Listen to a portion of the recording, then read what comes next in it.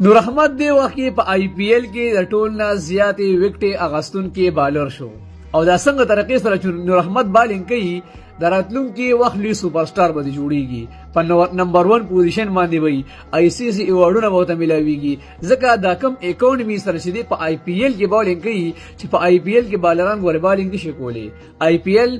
د بالرانو لپاره یو قبرستان دی مقبره ده چې بس د بالرانو قتل عام پکې کیږي او په هغه کې د دونه بهترین بالینګ چې د خپل ټیم طرف نه ټول نه زیاتې وکټې واغشتې د خپل ټیم طرف نه ټول نه زیاتې وکټې اغشتونکي بالر دی وخت کې بلکې بټول آی پی ایل کې چې کوم نه ټول نه زیاتې وکټې اغشتې دي او هغه سپیشل چې کوم کیپ ته هغه ورته هم ملو شو دی وخت کې نور احمد دی وخت کې بټول آی پی ایل کې د خلکو د نظرونو چې کوم دی ستوره ګرځېدلې دي او د چنای سوپر کینګ چې کوم مینوال دی هغه سپیشل مینوال هغه دا وایي چې اگر نور احمد په افغانستان کې پیدا شوی دی خو بس دا زموږ شو وسه نور احمد زمنګ دی باید چې دی ټول مرده د پاره زمنګ د پاره لوبیږي دا خواهش ظاهر کړی دی دا ولی د بهترین لوب او بهترین پرفارمنس وکړه په دې وجه